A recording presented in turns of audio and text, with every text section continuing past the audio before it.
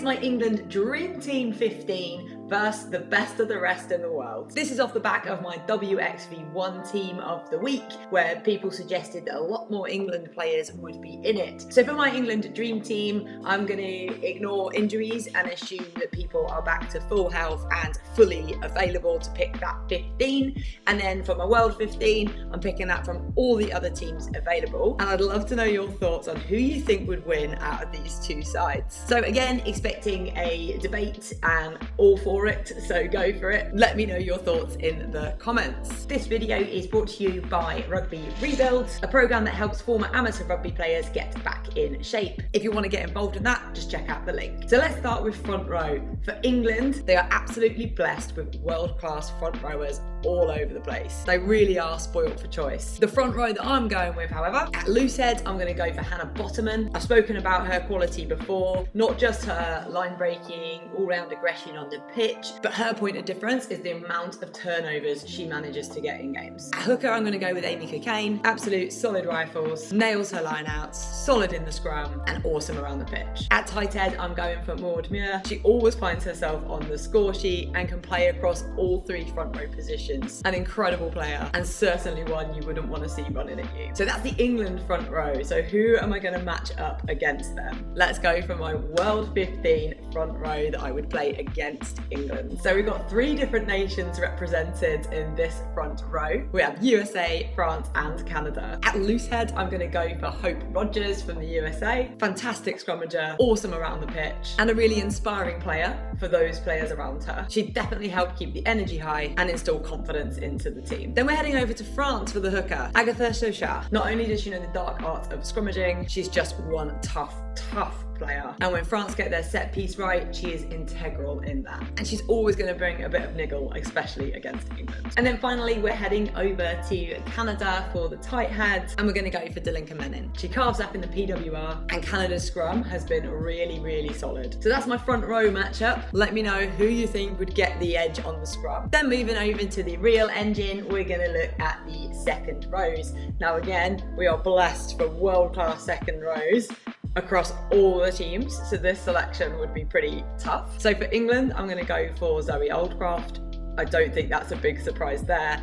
World-class player. She's been World Player of the Year before, solid in set piece, works as hard as a back row around the pitch with line breaks, and puts in a huge shift defensively as well. Alongside her, now this one might be a controversial one, but I would pick Poppy Cleall. She was originally out of the squad when John Mitchell first came in, but I think if you're looking at the best 15 that England could have, Poppy Cleall could be part of that. Very aggressive, big hitter, always takes two people to tackle her, and she's got good handling skills as well. And on the World 15 side, we've got an incredible two players. In French captain, Mané Filler, and then over to Canada, Latia Roya, both of which had fantastic tournaments at WXV1. Neither are strangers to the try line. They're fantastic in the line out and great leaders on the pitch. So I think second row wise, that's going to be a fascinating battle. So comments wise, let me know aerial skills in that line out. Who do we think's winning that battle? And that's where potentially I'm expecting a bit of backlash with the Poppy Cleall selection in at second row over a player like Abby Ward, who is a great option as a jumper. I think that England pack is versatile enough to have different combinations and still have a functioning lineup. Okay, on to back row. For England, there's been some questions over Marley Packer, but I know her as a player. I played with her back in 2014, and when it counts and in those big game moments, she is going to step up. Her work rate is phenomenal. She's key in leading that team and getting that side rallied together. And again, like Bottoman, she's the turnover queen. Alongside her at 7, I would bring Sadia Kabea in for her pace, her line breaking ability, and her general overall ferocity and wants to play. I also think that would be really nicely balanced 6 and 7. Marley can do the dog work, and Kabea can go and do the line breaks and fun stuff. And then at number 8, no shock at all here, Alex Matthews. Absolutely incredible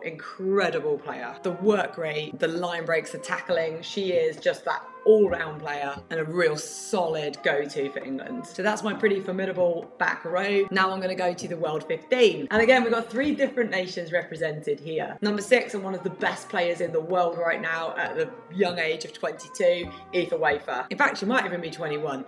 Anyway, very young player and incredible. She carves up. Whether she's at 6, she's at 8, doesn't matter. You definitely want her on that pitch. Always takes 2 people to tackle her, never takes a step back, and having her on the pitch pitch, gives everyone around her confidence. Number 7, we're heading over to France, and I'm going to go for Romaine Ménager. She makes amazing line breaks, but not just that, it's her offloading ability, and she's really key to anything France is doing well. She's always involved. And then number 8, I'm going to go for New Zealand, Capo Olsen-Baker. Please do let me know in the comments if I have pronounced her first name wrong. I'm never sensitive about that. I always want to improve and I always want to get it right. She's a real go-to player. Causes England problems, carries really hard. She's going to tighten up that defence. So definitely my pick at 8. Now we move on to the back. So again, I'm going to break this down. I'm going to look at 9s and 10s. Then I'll look at centres and then finally back 3. So my 9-10 combos for England, I'm going to go for Natasha Moe Hunt. She's absolutely been carving up for Gloucester. She's one of the quickest minded players out there and a real gut feel player. Next to her, I'd play Zoe Harrison. Now, I'm a big fan of Holly Aitchison, real big fan. This selection I'm picking based on goal kicking ability. This will make sense when you see the rest of my England backline selection, that 10's going to be the key kicker. And also, before her ACL injury, Zoe Harrison was part of a very, very dominant England side. But not just her goal kicking, her tactical kicking as well. And she's a player that really follows a game plan and provides structure for England. Over to the World 15, it's not going to surprise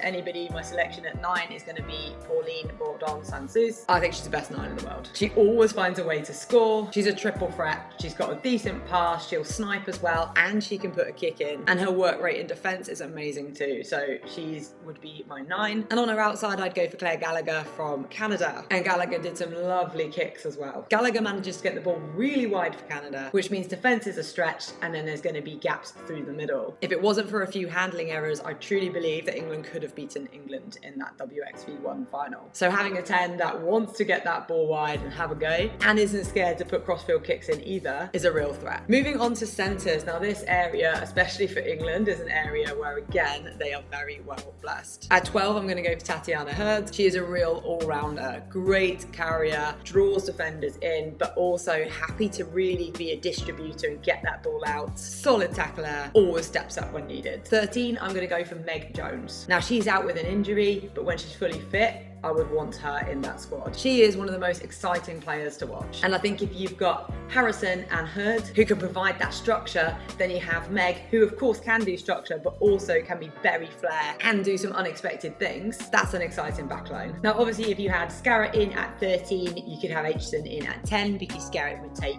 the conversion kicking. But in this setup, Harrison would be doing the goal kicking. And whilst I'm not doing a bench, I'm just doing the 15v15. Obviously, you would have Skaz and Aitchison come on together and then Carver. But I digress. Back to the centres for the World 15. Another of my absolute favourite players at 12, Gabrielle Vernier for France. She really punches above her weight. She will lead that defensive line, but also her ability to move the ball wide, to have a go herself, a really exciting player to watch. So whilst not directly opposite, Jones versus Vernier in that centre space would be fascinating to watch. And then at 13, I'm going to go for Scotland's player, Emma Orr. Everybody has been talking about her, and all the PWR clubs have been wanting to sign her and battle to get her. Really exciting player, solid defensively, standing out in a team that isn't doing as well as some of the other teams in the World 15, making line breaks, and a real up-and-coming talent. Now I'm going to go to the back 3. The England back 3 picks itself. Breach, Dow, Kildun. Will be interesting to see what happens when Claudia McDonald comes back into the mix. But right now, on form, no one is taking those starting shirts off those 3. Breach, out and out gas on that left wing. But more than that, she works off her wing as well. She'll often be found on the right wing, having worked her whole way round. Abby Dow on the other wing, one of my absolute wing favourites. What I really like about her is she could have 3 players in front of her,